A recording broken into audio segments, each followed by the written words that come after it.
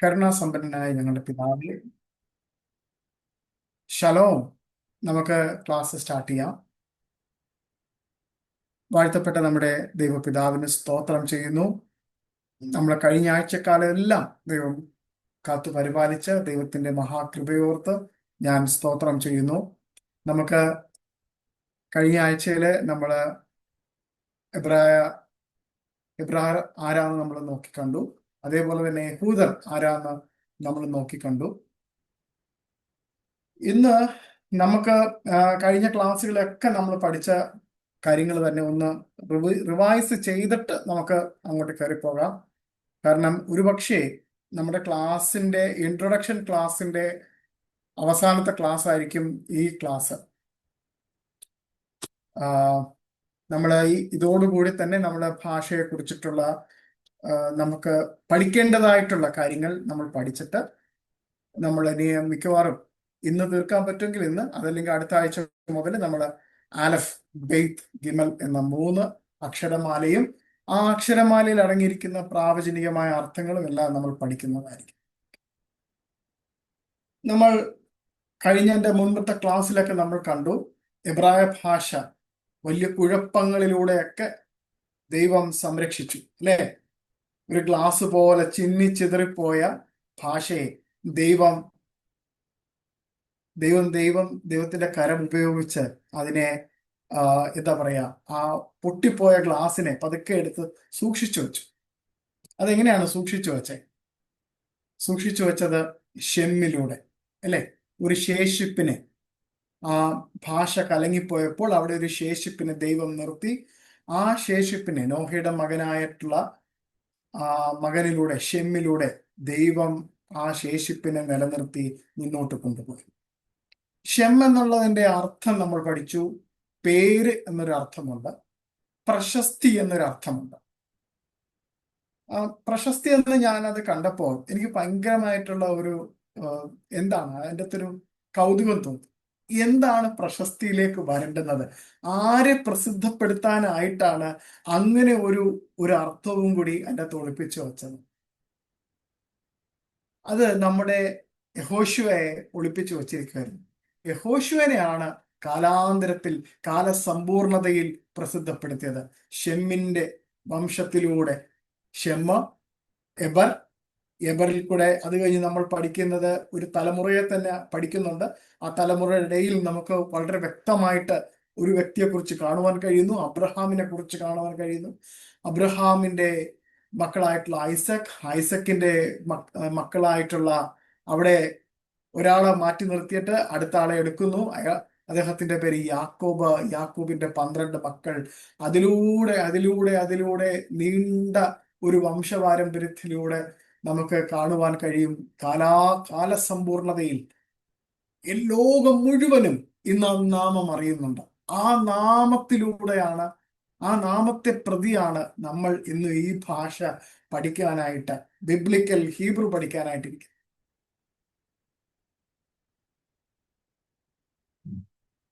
ബാബിലോണിൽ നിന്നും വിളിക്കപ്പെട്ട ഷെമ്മിൻ പിൻഗാമിയായ അബ്രഹാം, നമ്മൾ പഠിച്ചു, വചനത്താൽ രൂപപ്പെടുത്തിയ ഒരു ഉടമ്പടി രാഷ്ട്രമായി മാറിയ ഇസ്രായേൽ. ഇതിലൂടെയെല്ലാം ദൈവത്തിന്റെ വാഗ്ദത്തം നിലനിർത്തി. ലോകം ശിഥിലമാകുമ്പോൾ, അതായത് ലോകം മുഴുവൻ തകർന്ന് തരിപ്പണമാകുമ്പോഴും, അതായത് ദൈവത്തെ കുറിച്ചിട്ടുള്ള ആ ആരാധന, അല്ലെങ്കിൽ ദൈവം ഉപയോഗിച്ചിട്ടുള്ള ഭാഷ,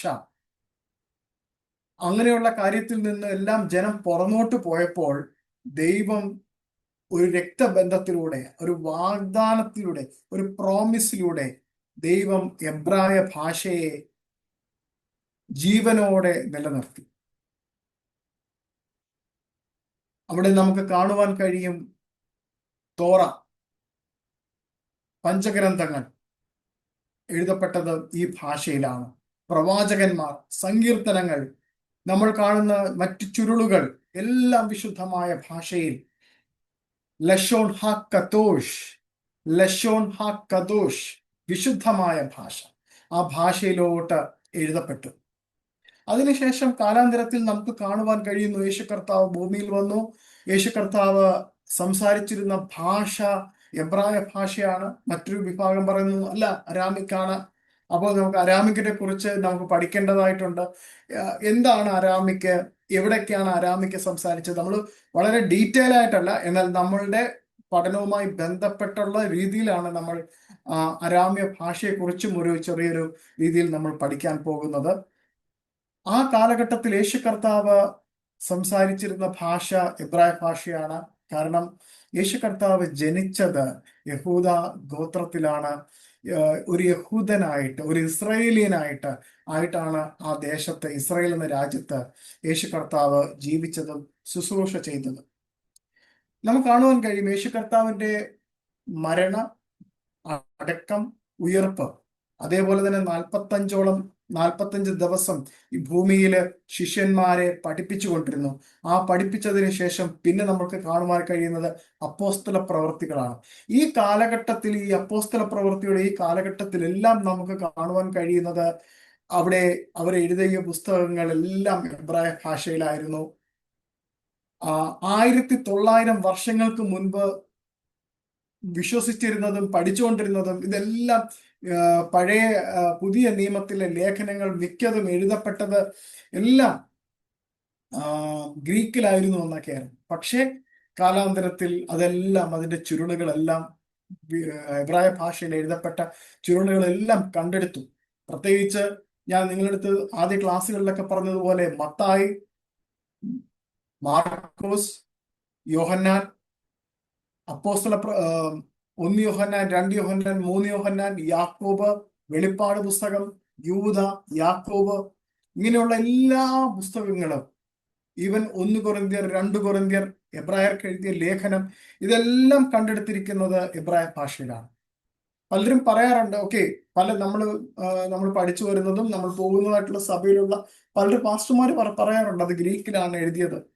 അല്ല, അതിന് വ്യത്യസ്തമായിട്ടുള്ള അഭിപ്രായമല്ല. അതിന് ഏകപക്ഷീയമായിട്ടുള്ള തെളിവുകൾ നമ്മുടെ മുമ്പിലുണ്ട്.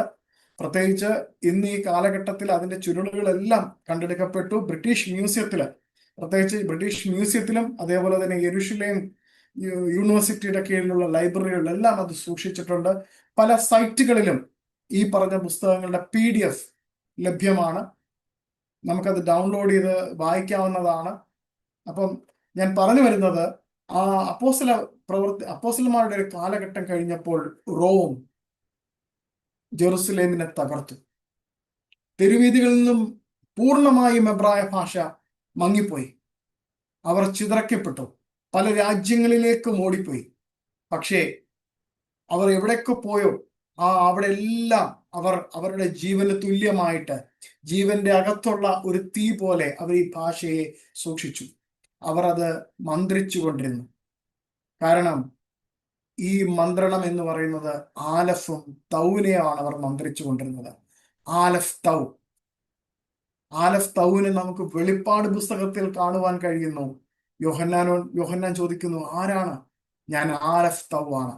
നമ്മൾ പക്ഷെ വായിക്കുന്നത് ആൽഫയും ഒമേഗയും എന്നാണ്. പക്ഷേ യോഹന്നാനോട് പറഞ്ഞത് ആലഫ് തൗ എന്നാണ്.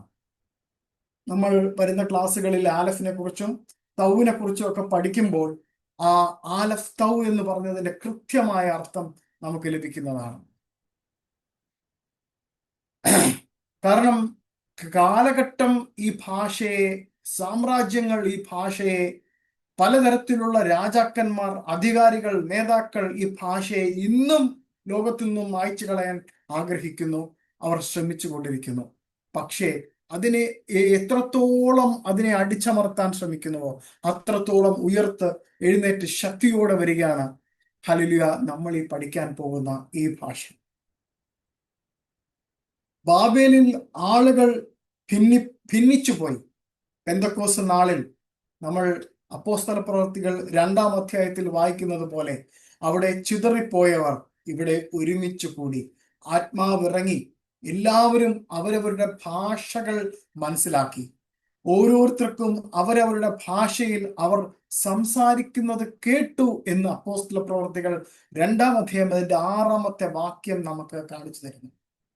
ആ നിമിഷം വെറും അമാനുഷികമായിരുന്നില്ല, അത് ഒരു സിംബോളിക് ആയിട്ടുള്ള ഒരു റെപ്രസെന്റേഷൻ ആയിരുന്നു. ഒരു സിംബോളിക് റെപ്രസെന്റേഷൻ ആയിരുന്നു. അവിടെ അവിടെ ദൈവം അത് കലക്കി. കാരണം ദൈവത്തിന്റെ സ്വഭാവമില്ലാതെ, ദൈവ സാന്നിധ്യമില്ലാതെ, ദൈവത്തിന്റെ കൂട്ടില്ലാതെ അവർ ചെയ്തൊരു പ്രവൃത്തിയിൽ ഇവിടെ ദൈവത്തിന്റെ സാന്നിധ്യത്തിൽ, ദൈവത്തിന്റെ ആശ്രയത്തിൽ, ദൈവത്തെ കാത്തിരുന്നപ്പോൾ ദൈവം അവർക്ക് നൽകി ആ ഭാഷ. അവിടെ ശിഷ്യന്മാർ അവിടെ ഒരു പ്രവചിച്ച് സംസാരിക്കുന്ന ഭാഷ കേട്ട്, അന്ന് ഞാൻ പറഞ്ഞിരുന്നു, ആ കാലഘട്ടത്തിൽ യെരുശലേം one of the trading city ആയിരുന്നു. അവിടെ വന്നിരുന്ന എല്ലാവരും ഇത് കേട്ടിട്ട് അവരവരുടെ ഭാഷയിൽ അവർ തിരിച്ചറിഞ്ഞു എന്താണ് അവർ സംസാരിക്കുന്നത്.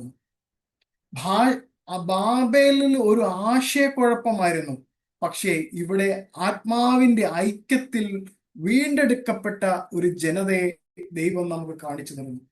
ദൈവം എല്ലാം വീണ്ടെടുക്കുമെന്ന് വിശുദ്ധ വേദപുസ്തകം പറയുന്നു. ഞാൻ വിശ്വസിക്കുന്നു, ഇവിടെ ഇരിക്കുന്ന എല്ലാവരും അത് വിശ്വസിക്കുന്നുണ്ട്. പ്രിയപ്പെട്ടവരെ, നിങ്ങൾ ഒരിക്കലും നമ്മൾ ഭാഷ പഠിക്കുന്നതോടൊപ്പം തന്നെ നമ്മൾ മറ്റുള്ള കാര്യം കൂടി ശ്രദ്ധിക്കേണ്ടതാണ്. നമ്മളുടെ ജീവിതത്തിൽ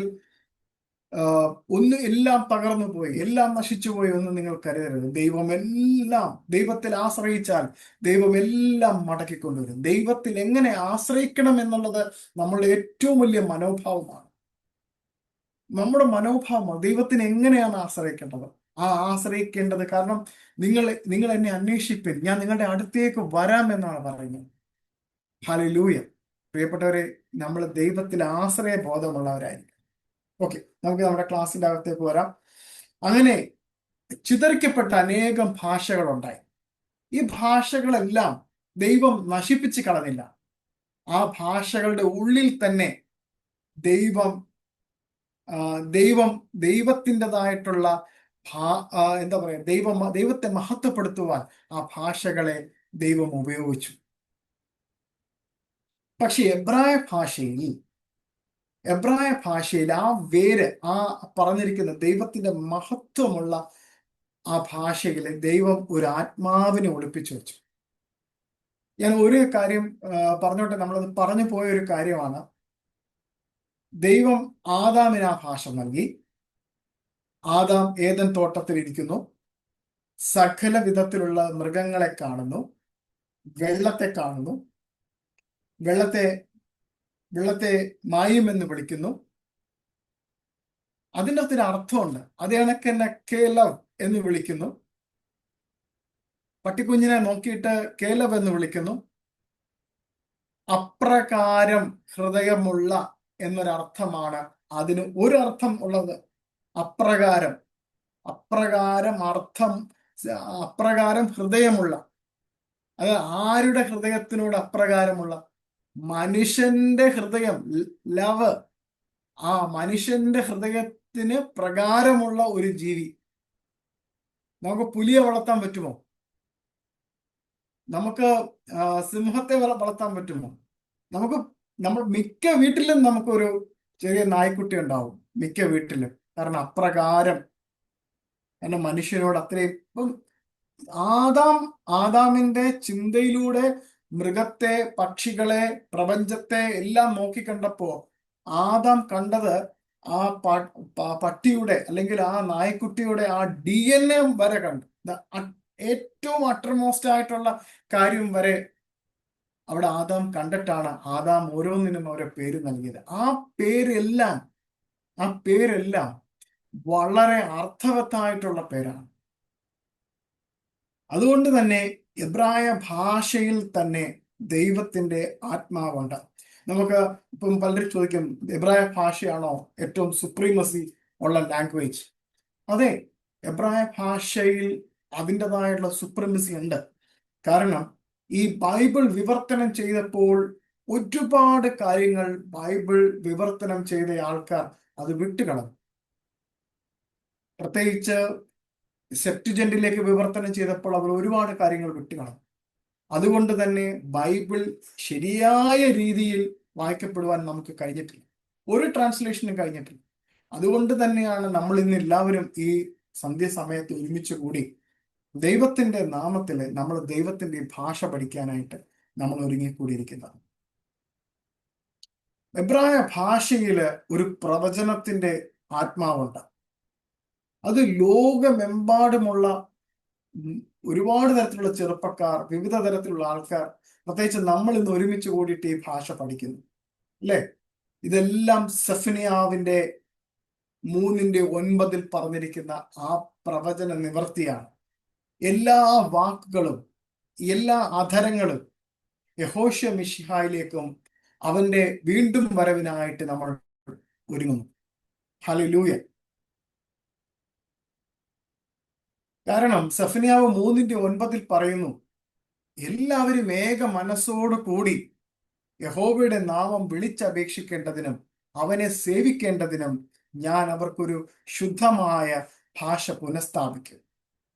എല്ലാ ഭാഷയും ദൈവത്തിന്റെ മഹത്വം ദർശിക്കുന്നതിന് വേണ്ടിയിട്ട് ദൈവം അനുവദിച്ചപ്പോൾ എബ്രായ ഭാഷയിൽ അതിന്റെ വേരുകളിൽ ദൈവത്തിന്റെ ആത്മാവിനാൽ സ്പന്ദിച്ചുകൊണ്ടിരുന്നു.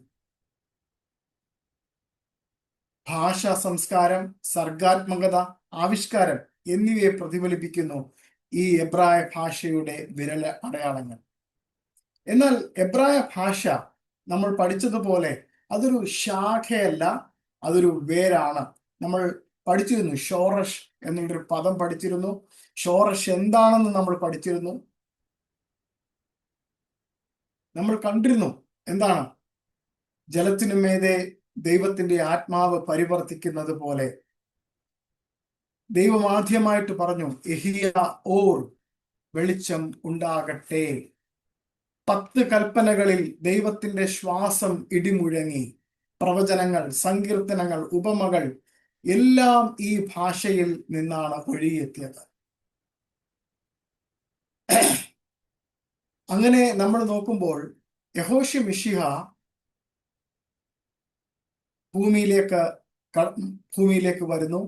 നമ്മൾ ഇങ്ങനെ ബൈബിളിൽ വായിക്കുന്നു, ആദിയിൽ വചനം ഉണ്ടായിരുന്നു.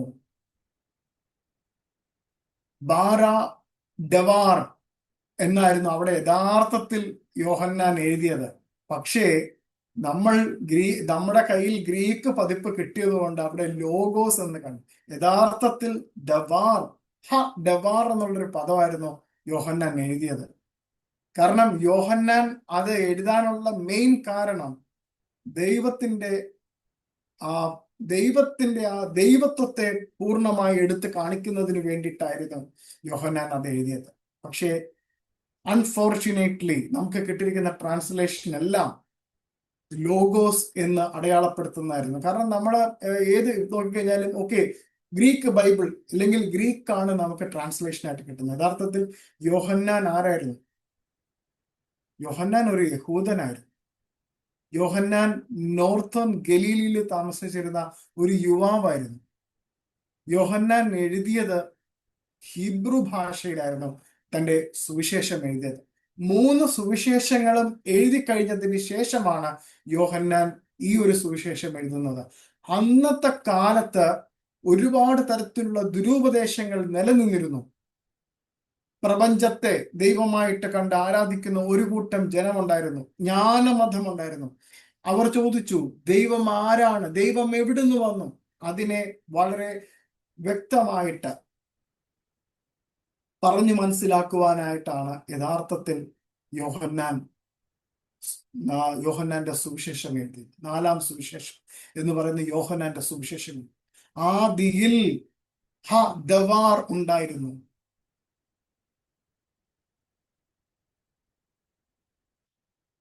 യേശു കർത്താവ് അത്ഭുതങ്ങളുടെ ഒരു മനുഷ്യൻ മാത്രമായിരുന്നില്ല, അവൻ മാംസരൂപത്തിൽ ഭൂമിയിൽ അവതരിച്ച ദൈവമായി, ജീവനുള്ള ആലഫ്. അപ്പോൾ ഞാൻ ഈ ആലഫ് ഇടയ്ക്ക് പറയുന്നു, ഞാൻ ഇടയ്ക്ക് തൗ പറയുന്നു. ഇത് പറയുമ്പോഴെല്ലാം നിങ്ങൾ മനസ്സിലാക്കിക്കോ, നമ്മൾ വരുന്ന ക്ലാസ്സുകളിൽ നമ്മൾ ആലഫിനെ കുറിച്ച് വിശദമായിട്ട് പഠിക്കും. ആലഫിനെ കുറിച്ച് പഠിക്കും. അപ്പോഴാണ് ആലഫ് എന്തായിരുന്നു, എന്തുകൊണ്ടാണ് യോഹന്നാൻ വെളിപ്പാടിൽ ആലഫ് തൗ എന്ന് എഴുതിയത്? നമ്മൾ വായിക്കുന്നത് ആൽഫയും ഒമേഗയും എന്നാണ്. പക്ഷെ യഥാർത്ഥത്തിൽ യോഹന്നാൻ വെളിപ്പാട് പുസ്തകം എഴുതിയപ്പോൾ ആലഫ് തൗ എന്നാണ് എഴുതിയത്. അതേപോലെ തന്നെ എബ്രായ ഭാഷയിൽ മിസ് ചെയ്ത, നമ്മുടെ ബൈബിളിൽ മിസ് ചെയ്തൊരു വാക്കാണ് യത്ത് എന്നുള്ള വാക്ക്. ഞാൻ തുടക്കം തന്നെ പറഞ്ഞിട്ടുണ്ട്, ബറഷിത്ത് ബാറ യത്ത് എലോഹിം യത്ത് ഷമായിം എന്ന് പറഞ്ഞു. ആ യത്ത് ആലഫ് തൗ അത് വിട്ടുപോയി. അത് വിട്ടുപോയി. അത് വിട്ടുപോകേണ്ട. നമ്മുടെ ആ അർത്ഥത്തിന് തന്നെ അർത്ഥം, ബൈബിളിൽ നമ്മൾ വായിക്കുന്ന ആ അർത്ഥത്തിൽ തന്നെ നമുക്ക് ഒരുപാട് തരത്തിലുള്ള ബ്രേക്കേജ്, ബ്രോക്കൻസ് ഉണ്ടായിട്ട്. യേശു കർത്താവ് യഥാർത്ഥത്തിൽ നമുക്കതൊരു പ്രാവചനികമായിട്ടുള്ള ഒരു ഇതിലേക്ക് ഞാൻ സംസാരിക്കുന്നത്. യേശു കർത്താവ് യഥാർത്ഥത്തിൽ ഭൂമിയിൽ മനുഷ്യരെ രോഗസൗഖ്യം നടത്തിയപ്പോ യഥാർത്ഥത്തിൽ ബാബേലിൽ ഉള്ളൊരു ശാപം ഉണ്ടായിരുന്നു. ആ ശാപത്തെയാണ് യഥാർത്ഥത്തിൽ യേശു കർത്താവ് മാറ്റിക്കൊണ്ടിരുന്നത്. ഇതൊരു സ്റ്റഡിയാണ്. ഇതിനെക്കുറിച്ച് നിങ്ങൾക്ക് വ്യക്തമായിട്ട് നിങ്ങൾക്കൊന്ന് ചിന്തിക്കാനുള്ള ഒരു സ്പേസ് ഞാൻ ഒരുക്കി തരുവാണ്. ഞാൻ കഴിഞ്ഞ ആഴ്ചയിൽ നമ്മൾ സംസാരിച്ചു 70 രാഷ്ട്രങ്ങളെ കുറിച്ച് എഴുതാനായിട്ട്. എൻ്റെ അകത്ത് എഴുതിയ വളരെ 3 പേരാണ് എഴുതിയത്. 3 പേരും ലേഡീസ് ആയിരുന്നു, സഹോദരിമാരായിരുന്നു. ഞാൻ ഒരുപാട് പേരിൽ നിന്നും പ്രതീക്ഷിച്ചിരുന്നു, പക്ഷേ അൺഫോർച്ചുനേറ്റ്ലി ആരും എഴുതി അവതരിപ്പിച്ചില്ല. അവരെഴുതിയത് വളരെ ഗംഭീരമായിരുന്നു. അവർ കണ്ടെത്താൻ ശ്രമിച്ച കാര്യങ്ങൾ. എന്നാൽ ഒന്നുകൂടി ഞാൻ ചോദിക്കുന്നു, ഈ 70 പേരെ നിങ്ങൾക്ക് എവിടെ കാണുവാൻ പറ്റും? ഒരു 70 പേരെ നിങ്ങൾക്ക് എവിടെ കാണുവാൻ? ഞാൻ ആ ക്വസ്റ്റ്യൻ ആൻസർ ചോദിക്കുന്ന സമയത്ത് നമുക്ക് ആ 70 പേരെ നിങ്ങൾ എവിടെ കണ്ടെത്താൻ പറ്റുമെന്ന് ആരെങ്കിലും കണ്ടുപിടിക്കുകയാണെങ്കിൽ നമുക്ക് ആ സമയത്ത് സംസാരിക്കാം. ഓക്കെ. അപ്പോ നമുക്ക് യേശു കർത്താവിനെ കണ്ടു. യേശു കർത്താവ് വാഗ്ദത്തം ചെയ്ത പരിശുദ്ധാത്മാവിനെ ലഭിച്ചു. അങ്ങനെ ആ പരിശുദ്ധാത്മാവിന്റെ ശക്തിയാൽ, കൃപയാൽ എന്താ ആ സെഫനിയാവ് 3:9 പ്രവചനത്തിന്റെ ആരംഭം ഭൂമിയിൽ ആരംഭിച്ചു. അതിനുശേഷം നമ്മൾ ഇങ്ങനെ കണ്ടു, ഒരു കുടുംബത്തിൽ നിന്നും പല ജനതകളിലേക്ക് ഒഴുകി വന്ന ഒരു ഉടമ്പടി ആയിരുന്നല്ലോ എബ്രായ ഭാഷ എന്ന് പറയുന്നത്. അവിടെ കഴിഞ്ഞ ആഴ്ചയിൽ നമ്മൾ സെമറ്റിക്കുകളെ കുറിച്ച് കണ്ടു. ആരാണ് ഷെമറ്റിക് എന്നൊക്കെ മനസ്സിലായി. ഷെമ്മിന്റെ അഥവാ ഷേമ്യ വംശത്തിൽ നോഹയുടെ പുത്രന്മാരിൽ ഒരാളായിരുന്നു ഷെമ്മ്. ആ ഷെമ്മിന്റെ വംശത്തിൽപ്പെട്ട, അല്ലെങ്കിൽ ആ വംശത്തെയാണ് സെമൈറ്റുകൾ എന്ന് പറയുന്നത്. അവരിൽ നിന്നാണ് വരുന്നത്. വെള്ളപ്പൊക്കത്തിന് ശേഷം ഷെമ്മിന്റെ വംശപരമ്പര ഒരു പ്രത്യേക പ്രവചന അനുഗ്രഹം വഹിച്ചു. ഷെമ്മിന്റെ വംശപരമ്പര ഒരു പ്രത്യേക പ്രവചന അനുഗ്രഹം വഹിച്ചു. ഉൽപ്പത്തി പുസ്തകം 9:26 നമുക്ക് ഇങ്ങനെ കാണുവാൻ കഴിയും, ഷെമ്മിന്റെ ദൈവമായ യഹോവ വാഴ്ത്തപ്പെടട്ടെ. ഷെമ്മിന്റെ ദൈവമായ യഹോവ വാഴ്ത്തപ്പെടട്ടെ. നമ്മൾ നേരത്തെ പറഞ്ഞു, ഷെം എന്നുള്ള പദത്തിന് നാമം അല്ലെങ്കിൽ പേര്, നെയിം എന്നൊക്കെ ഒരു അർത്ഥമുണ്ട്. അത് കൂടാതെ തന്നെ റെപ്യൂട്ടേഷൻ എന്നും കൂടെ ഒരു അർത്ഥമുണ്ട്, പ്രശസ്തി. അപ്പൊ ഞാൻ പറഞ്ഞു, അവിടെ ഇത് യേശു കർത്താവിലേക്കാണ് ഈ പ്രശസ്തി വന്ന് നിൽക്കുന്നത്. അത് എവിടത്തെ ആ പ്രവചനം നോക്കി, ഷെമ്മിന്റെ ദൈവമായ യഹോവ വാഴ്ത്തപ്പെടട്ടെ. യഥാർത്ഥത്തിൽ നമ്മുടെ മലയാളത്തിന്റെ അകത്തൊക്കെ ഓരോ പരിമിതികളുണ്ട് ട്രാൻസ്ലേഷനിൽ. അവിടെ യഥാർത്ഥത്തിൽ നമ്മൾ ഇതിന്റെ അർത്ഥങ്ങളും അർത്ഥവ്യാപ്തികളുടെ ഇതും പോകേണ്ടുന്നത് ഹെബ്രായ ഭാഷയിലുള്ള ബൈബിള് തന്നെയാണ് നമ്മൾ നോക്കുന്നത്. അതിൽ നോക്കുമ്പോഴാണ് ഇതിന്റെ അർത്ഥവ്യാപ്തിയുടെ കാര്യങ്ങൾ പോകുന്നത്. നമ്മൾ പഠിച്ച ഓരോ വാക്കിനും ഒരുപാട് തരത്തിലുള്ള വാക്കിന് ഒരുപാട് തരത്തിലുള്ള അർത്ഥങ്ങളുണ്ട്. ആ വാക്കിന്റെ അക്ഷരങ്ങൾക്കകത്ത് അർത്ഥങ്ങളുണ്ട്. അതും ഡിഫറെന്റ് ലേയേഴ്സ് ആണ്, പല പല തട്ടിലായിട്ടുള്ള അർത്ഥങ്ങളാണ്. കാരണം കോണ്ടെക്സ്റ്റ്, ഫിഗർ, ലിറ്ററലി ആയിട്ടുള്ള ഒരു മീനിങ് ഉണ്ട്, പ്രോഫിറ്റിക്കൽ ആയിട്ടുള്ള ഒരു മീനിങ് ഉണ്ട്. അപ്പൊ പിന്നെ ഈ വാല്യൂ ഉണ്ട്, ഓരോ അക്ഷരത്തിനും വാല്യൂ ഉണ്ട്. ഇതെല്ലാം അടുക്കി വെച്ചിട്ടാണ് നമ്മൾ ഒരു വാക്കിന്റെ അല്ലെങ്കിൽ ആ വാക്കിന്റെ അകത്തിരിക്കുന്ന ഒരു പ്രവചനികമായിട്ടുള്ള അല്ലെങ്കിൽ ഒരു ഡീകോഡിങ്, ലാംഗ്വേജ് ഡീകോഡിങ് നമ്മൾ നടത്തുന്നു. ഓക്കെ, നമ്മുടെ ക്ലാസ്സിലേക്ക് വരാം. നമ്മൾ കാണുന്നു, ഇത് ദൈവത്തിന്റെ നാമം മഹത്വപ്പെടേണ്ടതിന് ലോകത്തിലേക്ക് കൊണ്ടുപോകാൻ തിരഞ്ഞെടുക്കപ്പെട്ട ഒരു വംശപരമ്പരയെ ഇവിടെ കാണിക്കുന്നു. നമ്മൾ അതേപോലെ തന്നെ ഷെമ്മിന്റെ പിൻഗാമിയായ ഏബർ എന്ന എന്ന വാക്ക് പഠിച്ചു. അത് എവിടെ നിന്നാണ് വരുന്നതെന്ന് നമ്മൾ പഠിച്ചു. അതിന്റെ അർത്ഥം പഠിച്ചു. കടന്നു പോകുന്നവനെന്നാണ് നമ്മൾ പഠിച്ചു. അങ്ങനെ വിശാലമായ അർത്ഥത്തിൽ തന്നെ നമ്മൾ ഈ ഷെമറ്റിക് കുടുംബത്തെ നമ്മൾ കാണുവാൻ പോവുകയാണ്. ഷെമ ആരാണ് എബ്രായർ? എന്താണ് ഷെമറ്റിക് വംശം? അല്ലെങ്കിൽ എവിടെ നിന്നാണ് ഇത് സ്റ്റാർട്ട് ചെയ്തത് എന്നെല്ലാം നമ്മൾ പഠിച്ചു. എന്നാൽ ഷെമറ്റിക് കുടുംബത്തിനുള്ളിൽ വേറിട്ട് നിൽക്കുന്ന ഒരു പ്രവാചക ശേഷിപ്പാണ് എബ്രായർ. കാരണം ഈ ഷെമ്മിന്റെ മക്കള് തന്നെ കുറെ പേര്, ഇവരും തന്നെ പല മധ്യപൂർവേഷ്യയിലൊക്കെ ചിതറിപ്പോയി. നമ്മൾ അവരെ കുറിച്ചാണ് ഈ നോക്കാൻ പോകുന്നത്. അവരിന്റെ ആ ഷെമ്മിന്റെ അകത്ത് ഉള്ള ഒരു കുടുംബം ആണ് എബ്രായർ, എബർ. അവരാണ് ഈ പ്രാവചനികമായിട്ടുള്ള ഈ ദൂത് കൈമാറ്റ ചെയ്യപ്പെട്ട് മുന്നോട്ട് പോകുന്നത്. അപ്പോൾ നമുക്ക് വിശാലമായ ആ ഷെമറ്റിക് കുടുംബത്തെ ഒന്ന് പരിചയപ്പെട്ടിട്ട് വരാം. ഷെമറ്റിക്കിന്റെ പിൻഗാമികൾ നിരവധി പുരാതന ജനതകളെ രൂപപ്പെടുത്തി. ഷെമറ്റിക് പിൻഗാമികൾ നിരവധി പുരാതന ജനതകളെ രൂപപ്പെടുത്തി. ഫിനീഷ്യൻസ്, കാനാന്യർ, അക്കാഡിയന്മാർ, മൊവാബ്യരും അമോന്യരും അരാമ്യർ. നോട്ട് കുറിക്കുന്നവർ ഇത് എഴുതിയെടുത്ത് കാണുമെന്ന് ഞാൻ വിശ്വസിക്കുന്നു. അപ്പോൾ നമുക്ക് ഫിനീഷ്യൻസിനെ കുറിച്ചിട്ട് കണ്ടുവരാം. അതായത് മലയാളത്തിൽ ഫൊനീഷ്യക്കാർ എന്ന് പറയും, ഇംഗ്ലീഷിൽ അത് ഫിനീഷ്യൻസ് എന്ന് പറയും. നാവികരും ആദ്യകാല അക്ഷരമാലകൾ ഒന്നിന്റെ കണ്ടുപിടുത്തക്കാരുമാണ് ഇവർ. ഹീബ്രു ഭാഷയ്ക്ക് സമീപമുള്ള ഒരു കനാന്യ ഭാഷ സംസാരിച്ചു. ലെബനന്റെ തീരത്ത് ഇവർ സ്ഥിര താമസമാക്കി. ഇവര് മീൻപിടുത്തക്കാരും നാവികരുമായിട്ട് ഇവരെ കണക്കാക്കുന്നു. അടുത്തതായിട്ട് നമുക്ക് പഠിക്കാനുള്ളത് കനാന്യരെ കുറിച്ചാണ്. യഥാർത്ഥത്തില് നമ്മൾ കാണുവാൻ കഴിയുന്നത് വാഗ്ദത്ത ദേശത്തെ നിവാസികളായിട്ടാണ് ഇവരെ നമ്മൾ കണ്ടുവരുന്നത്. സാംസ്കാരികപരമായിട്ട് ഇവരൊരു പുറം ജാതിക്കാരാണ്. കാലാന്തരത്തിൽ ഇസ്രയേലിന്റെ കീഴടക്കിലൂടെ ഇവർ കുടിയേർക്കപ്പെട്ടവരും, അതുപോലെ തന്നെ ഇവരുടെ കൂട്ടത്തിൽ തന്നെ ഹിത്യരും പെരിസ്യരും യെബൂസ്യരും ഉൾപ്പെടുന്നു.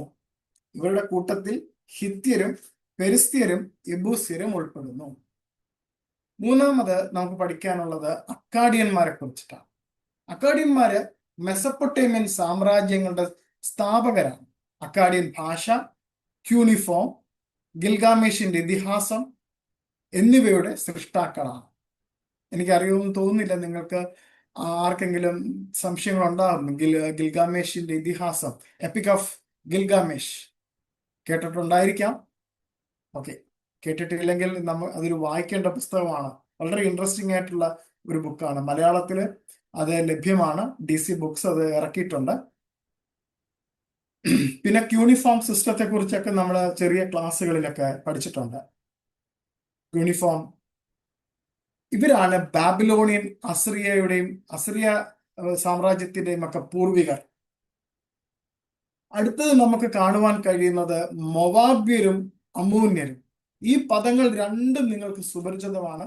ബൈബിളിൽ പഴയ നിയമത്തിൽ ഈ രണ്ട് ജാതികളെ നിരന്തരം പരിചയപ്പെടുന്നുണ്ട്. ഇവർ ലോത്തിന്റെ പിൻഗാമികളാണ്. പലപ്പോഴും ഇസ്രയേലിനെ എതിർത്തിരുന്നു. എന്നിരുന്നാലും മൊവാബ്യക്കാരിയായ റൂത്ത് മിശിഹായുടെ വംശത്തിന്റെ ഭാഗമായി തീർന്നു. അടുത്തത് നമുക്ക് നോക്കാനുള്ളത് അരാമ്യർ. നമുക്ക് അരാമ്യരെ കുറിച്ച് കൂടുതലും കൂടെ നമുക്ക് പഠിക്കാം. അരാമ്യർ സിറിയയിൽ നിന്നുള്ള ഇടയന്മാരാണ്. ഇടയ വംശത്തിൽപ്പെട്ട ആൾക്കാരാണ് ഈ അരാമ്യക്കാരെന്ന്. യേശുവിന്റെ കാലത്തെ ഭാഷയായിട്ടുള്ള അരാമിക് ഇവർ സംസാരിച്ചു. അതേപോലെ തന്നെ ഇസ്രയേലിനെ കെട്ടിപ്പടുത്താൻ രണ്ട് സ്ത്രീകളുണ്ട്. അവർ രണ്ടുപേരും അരാമ്യ ദേശത്തു നിന്ന് വന്നവരാണ്. അവരുടെ പേരും നിങ്ങൾക്ക് ഞാൻ ചോദിക്കുമ്പോൾ പറയാൻ പറ്റുമായിരിക്കും. പറയാൻ പറ്റുവാണെങ്കിൽ നിങ്ങൾ പറയുക. അങ്ങനെ നമുക്ക് അത്രയുമാണ് അവിടെ നമുക്ക് പഠിക്കാനുള്ളത്. അപ്പോ അവിടുന്ന് നമുക്ക് മുന്നോട്ട് വരുമ്പോൾ നമുക്ക് കാണുവാൻ കഴിയുന്നത് യേശു കർത്താവിനെയാണ്. യേശു കർത്താവ് ഷേം, എബർ, എബ്രഹാം, ദാവിദ് വംശപരമ്പരയിൽ എന്നിവയിൽ നിന്നാണ് യേശു കർത്താവ് വന്നിരുന്നത്. യേശു കർത്താവ് എബ്രായ, അരാമ്യ ഭാഷകൾ സംസാരിച്ചു. ഉൽപ്പത്തി 12:3 ഒരു വാക്യമുണ്ട്, ഷെമിന്റെ പിൻഗാമികൾക്ക് നൽകപ്പെട്ട ഒരു വാഗ്ദത്തം. അത് യേശു കർത്താവിലൂടെയാണ് അവസാനം അത് നിറവേറ്റപ്പെട്ടത്. ഭൂമിയിലെ എല്ലാ കുടുംബങ്ങളും നിന്നിൽ അനുഗ്രഹിക്കപ്പെടും എന്നുള്ളൊരു വാഗ്ദത്തമുണ്ട്. ആ വാഗ്ദത്തം വന്ന് നിറവേറ്റുന്നത് യേശു കർത്താവിലൂടെയാണ്. അതായത് ഈ ഷേമിയൻ നദി, ഞാനൊരു ആലങ്കാരികമായ ഒരു പ്രയോഗമാണ് പ്രയോഗിക്കുന്നത്. ഈ ഷേമിയൻ നദി എല്ലാ ജനതകൾക്കും അനുഗ്രഹം നൽകിയതിൻ്റെ ഒരു നിവർത്തിയാണ് നമ്മുടെ യേശു കർത്താവ്.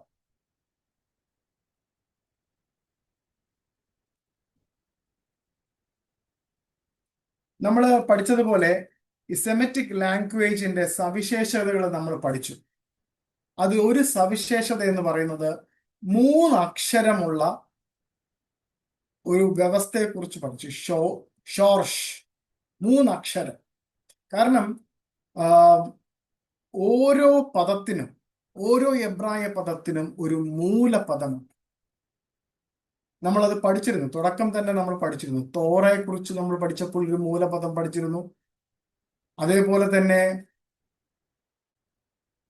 തന്നെ നമ്മൾ എബറിനെ കുറിച്ച് പഠിച്ചിരുന്നപ്പോൾ ഒരു മൂലപദം പഠിച്ചിരുന്നു. അതേപോലെ തന്നെ സെമറ്റിക് ലാംഗ്വേജസിന്റെ ഏറ്റവും വലിയ പ്രത്യേകത എന്ന് പറയുന്നത് അതിന്റെ 3 അക്ഷരമുള്ള ഒരു മൂലപദമാണ്.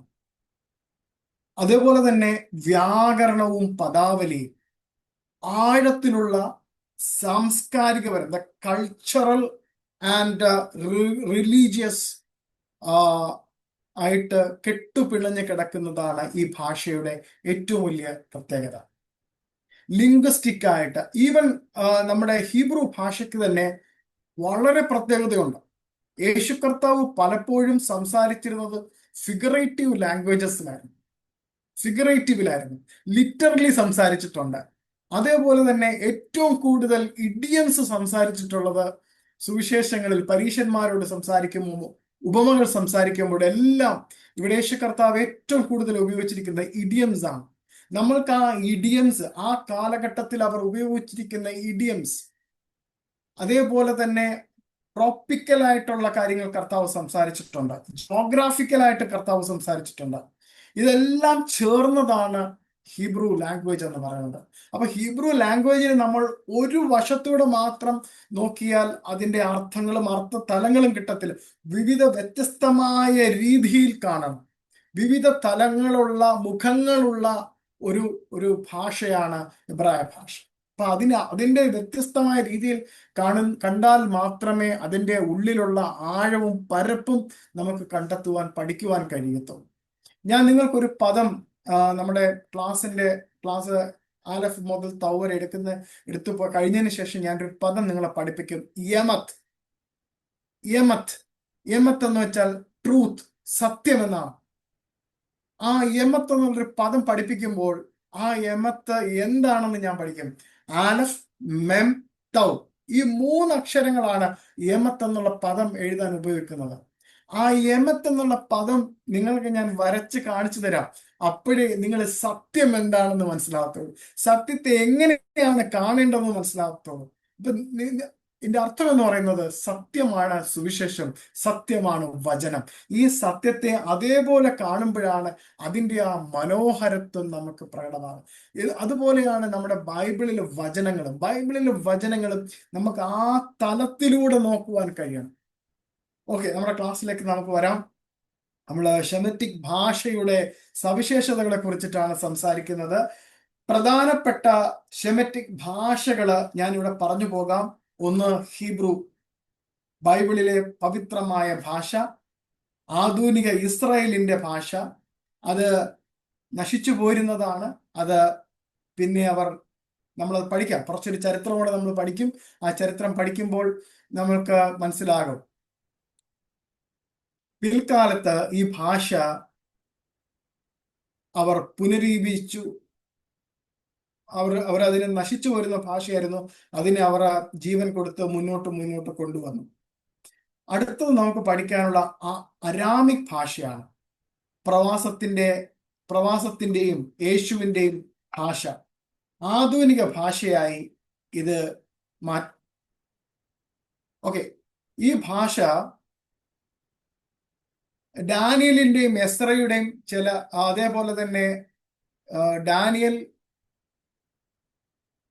അതേപോലെ തന്നെ മറ്റൊരു പ്രവാസ പുസ്തകമായിട്ടുള്ള എസ്തറിന്റെ ചില ഭാഗങ്ങളും എഴുതപ്പെട്ടത് ഈ അരാമിക്കിലാണ്. യേശു കർത്താവും ശിഷ്യന്മാരും അന്ന് സംസാരിച്ചിരുന്നതും അവർ സംസാരിച്ചിരുന്ന ഒരു കൊളോക്കിയൽ ലാംഗ്വേജ് ആയിരുന്നു അറാമിക് ലാംഗ്വേജ്. അതേപോലെ തന്നെ അറബിക്, അക്കാഡിയൻ, ഫിനീഷ്യൻ ഇതെല്ലാം ഈ സെമറ്റിക് ലാംഗ്വേജുമായിട്ട് വരുന്നതാണ്. അറബിക് എന്ന് പറയുന്നത് നമുക്ക് കാണുവാൻ കഴിയും, അതായത് കവികളുടെയും ഹീബ്രു അരാമിക് ഭാഷകളുമായി വേരുകൾ പങ്കിടുന്ന ഒരു ഭാഷയാണ് അറബിക് ഭാഷ. അക്കാഡിയൻ ഭാഷയെക്കുറിച്ച് നമുക്ക് നോക്കുകയാണെങ്കിൽ ബാബിലോണിന്റെയും അസ്രിയുടെയും പുരാതന ഭാഷയാണ്. ക്യൂണിഫോം ഗ്രന്ഥങ്ങൾ ഇതിൽ ഉണ്ടെന്ന് അറിയപ്പെടുന്നു. അതേപോലെ തന്നെ ഫിനീഷ്യൻ ലാംഗ്വേജ് നമുക്ക് നോക്കിക്കഴിഞ്ഞാൽ ഈ ഫിനീഷ്യൻ ലാംഗ്വേജ് എന്ന് പറഞ്ഞാൽ ഓൾഡസ്റ്റ് ലാംഗ്വേജ്. ഗ്രീക്കും ലാറ്റിന്റെയും ആൽഫബറ്റ് വളരെയേറെ ഇൻസ്പയർ ചെയ്തിട്ടുള്ള ലാംഗ്വേജ് ആണ് ഫിനീഷ്യൻ ലാംഗ്വേജ്. അതേപോലെ തന്നെ നമുക്ക് റൂട്ട് സിസ്റ്റം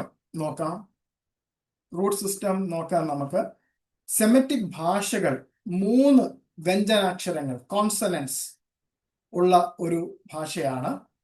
അവ അടിസ്ഥാന അർത്ഥങ്ങൾ നൽകുന്നു.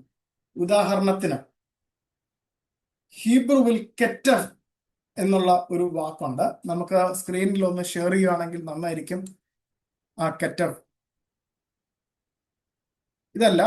ഇതിന് മുൻപുള്ളത്.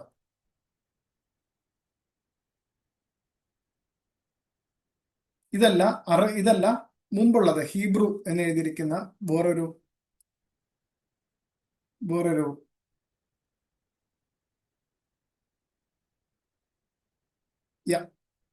ഇവിടെ നമുക്ക് സ്ക്രീനിൽ നിങ്ങൾക്ക് കാണുവാൻ കഴിയും.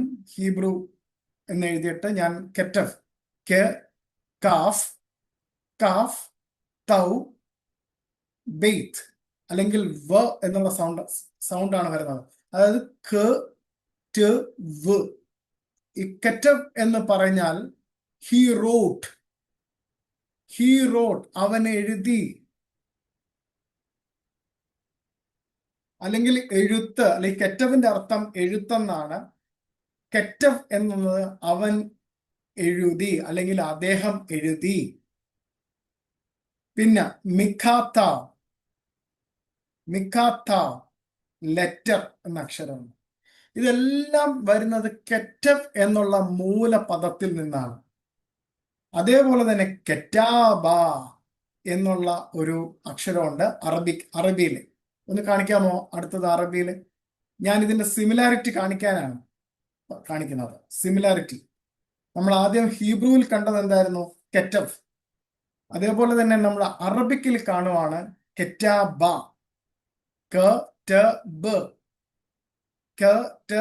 മറ്റേത് ഇത് ഇതിനും സെയിം അർത്ഥമാണ്, എഴുത്ത്. കെറ്റാബ അദ്ദേഹം എഴുതി അല്ലെങ്കിൽ അവൻ എഴുതി. കിതാബ് ബുക്ക്. മക്തബ് ഇറ്റ് ഈസ് റിട്ടൺ, അത് എഴുതിയിരിക്കുന്നു. പക്ഷെ മൂലപദം എന്ന് പറയുന്നത് സെയിം പോലെയാണ്. അതേപോലെ തന്നെ അരാമിക്കും ഹീബ്രുവും എല്ലാം ഒരേ വേരിൽ നിന്നാണ് മുന്നോട്ട് പോയിരിക്കുന്നത്. അപ്പൊ ആ ഒരു സെമറ്റിക് ലാംഗ്വേജിനെ കുറിച്ച് നിങ്ങൾക്കൊന്ന് പറഞ്ഞു മനസ്സിലാക്കാൻ ഞാൻ ശ്രമിക്കുമായിരുന്നു.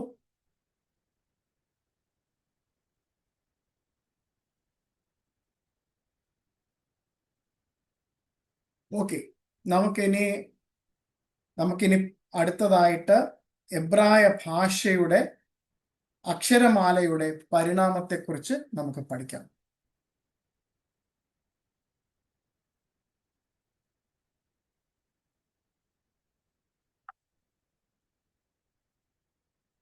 എബ്രായ ഭാഷയുടെ അക്ഷരമാലയെ കുറിച്ച്, അതിന്റെ എവല്യൂഷനെ കുറിച്ച് പഠിക്കാം. റെക്കോർഡിംഗ് ഒന്ന് സ്റ്റോപ്പ് ചെയ്യാൻ പറ്റുമോ? ഓക്കെ. നമ്മൾ എബ്രായ അക്ഷരമാലയുടെ പരിണാമത്തെക്കുറിച്ച് നമുക്ക് പഠിക്കാം. നമ്മളിത് സൃഷ്ടിയുടെ അക്ഷരമാലയായിട്ട് നമ്മൾ ഇതിനെ കണ്ടിരുന്നു. യഹൂദ പാരമ്പര്യവും എബ്രായ അക്ഷരങ്ങളെ മുമ്പുണ്ടായിരുന്ന ആത്മീയ ആദ്യ രൂപങ്ങളെയും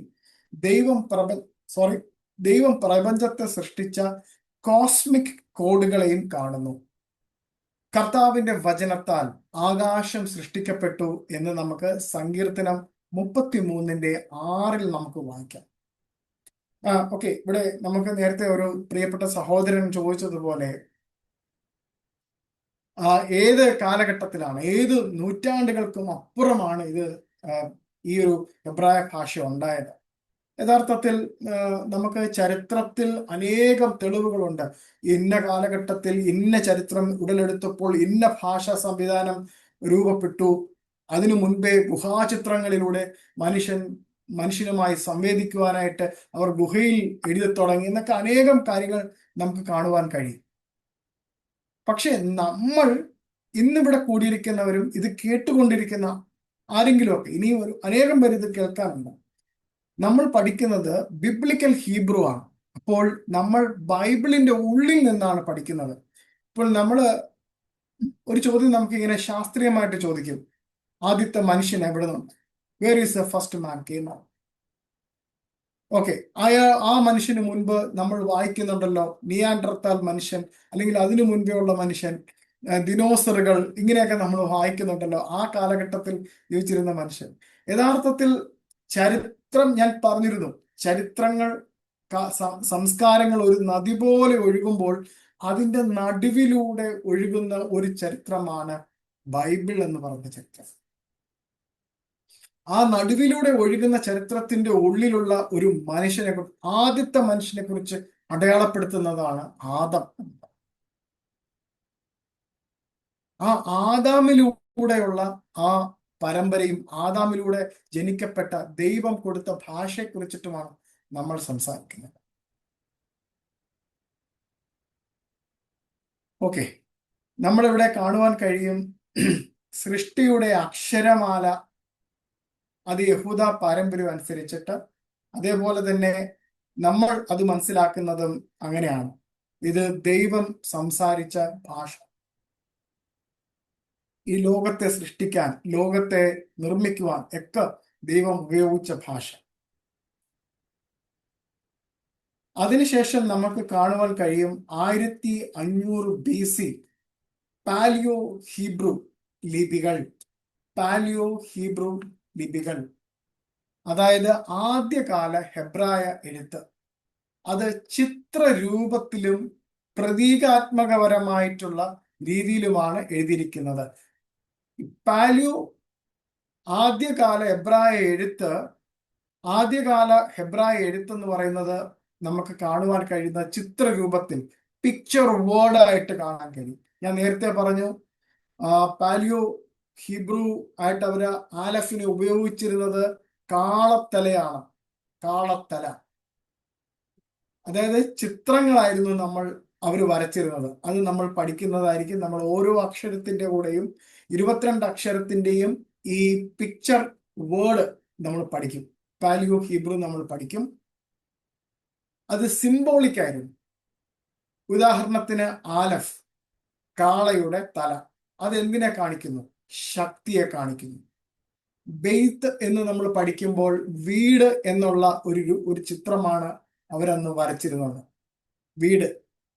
തൗ എന്ന് 22ാമത്തെ അക്ഷരം എഴുതുമ്പോൾ നമ്മൾ കാണുന്നത് അവിടെ അടയാളം എന്നാണ്. അതിന് ഉടമ്പടി എന്ന അർത്ഥമുണ്ട്. അതുപോലെ തന്നെ സിലോവാം ലിഖിതം പോലെയുള്ള പുരാവസ്തുക്കളിൽ നിന്നും ഈ ഭാഷയുടെ ചിത്രങ്ങൾ കണ്ടെത്തിയിട്ടുണ്ട്. ഷിലോവാം ലിഖിതം പോലെയുള്ള പുരാവസ്തുക്കളിലും ഇത് കണ്ടെത്തിയിട്ടുണ്ട്.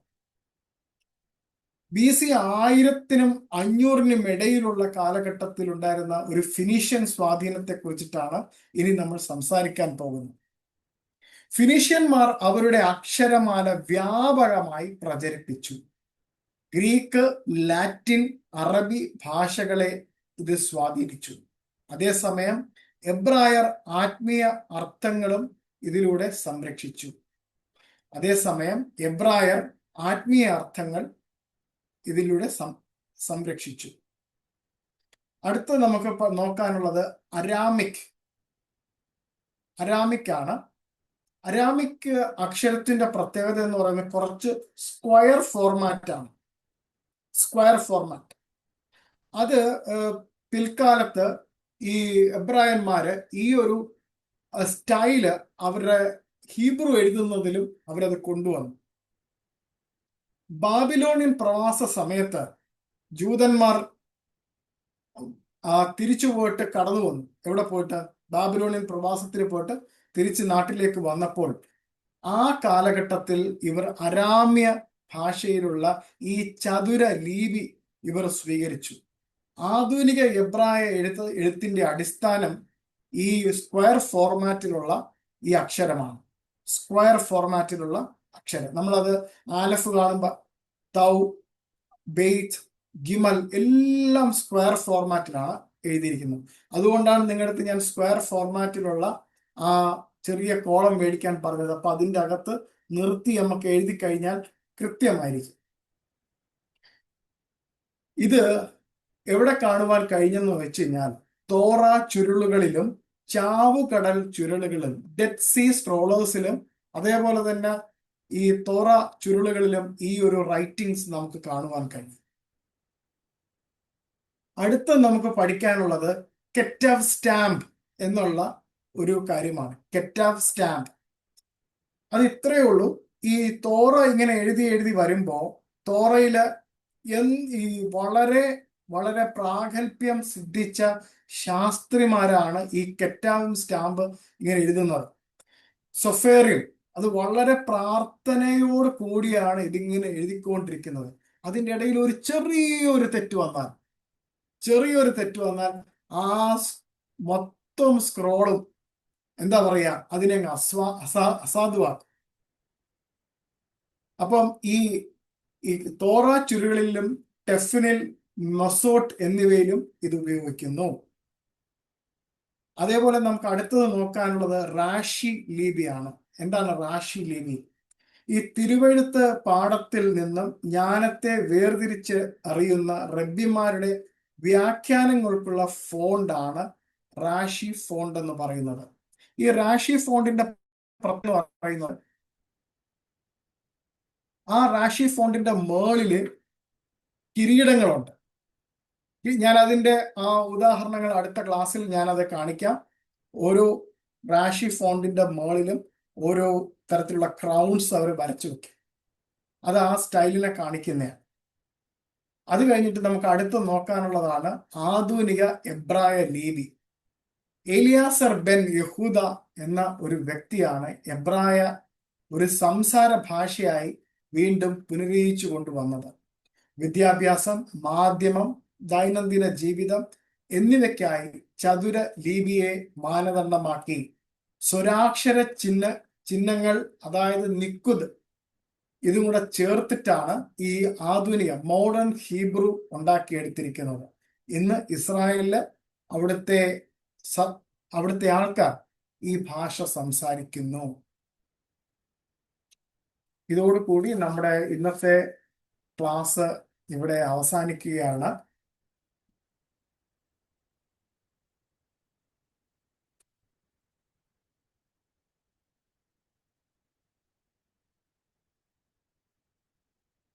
എന്തെങ്കിലും സംശയങ്ങൾ ഉണ്ടെങ്കിൽ ചോദിക്കാം. നമ്മുടെ റെക്കോർഡിംഗ്